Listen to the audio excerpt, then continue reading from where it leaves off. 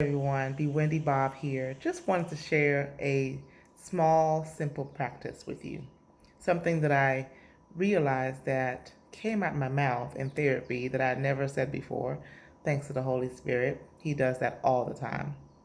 But a lot of times when we think about expectations, things that we place on ourselves to around getting things done or getting tasks accomplished, sometimes if we really listen to the voice that's in our head, sometimes if we really take a moment to think about the things that we say to ourselves, it's really, really mean.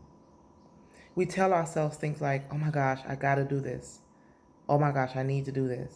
Oh my gosh, if I don't do this, I'm just not like, I can't do it. I can't do this. Or we just say different things that we have these major expectations. And when we do that, what it does is that it creates a cycle of stress. It brings upon unwarranted stress. It brings upon anxiety because of the pressure that we place on ourselves. Sometimes it's not we placing it on ourselves. Sometimes we think that other people place the pressure on us. We tell ourselves all these things that have to be done, that need to be done right now, today, the whole list of 15 items. And when we really sit down and think about it, who told you that?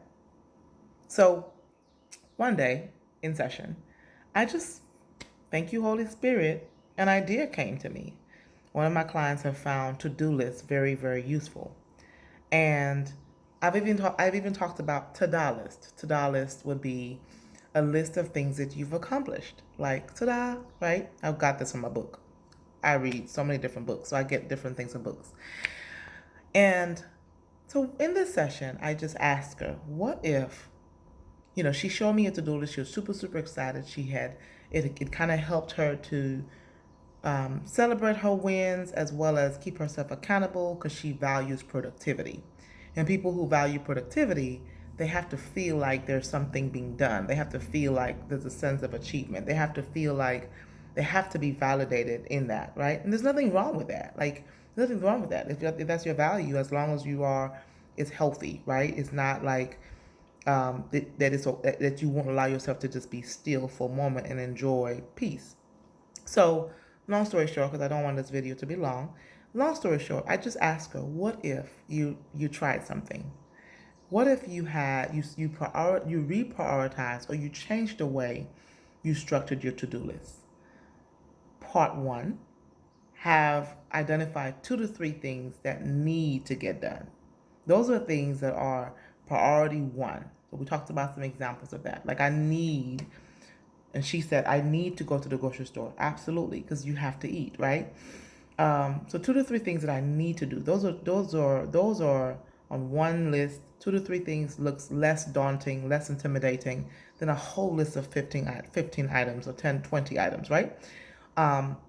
And then the other list, the other medium is what are 2 to 3 things or 1 to 2 things that you would like to do. So it's like, it's not I need to do them, it's not prioritized, but it's things that I would like to get done around the house. I would like to get done in my business or whatever the case may be, right?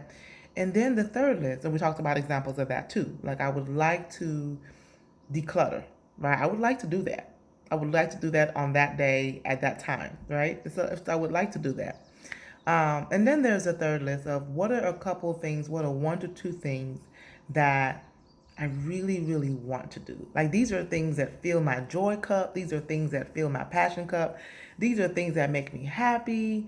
Maybe I really, really want to soak my feet, or I really, really want to, read a book. I really, really want to, watch my favorite TV show. I really, really want to go for a walk. I really, really want to, does that make sense? Like, so just identifying a couple of things that you look forward to.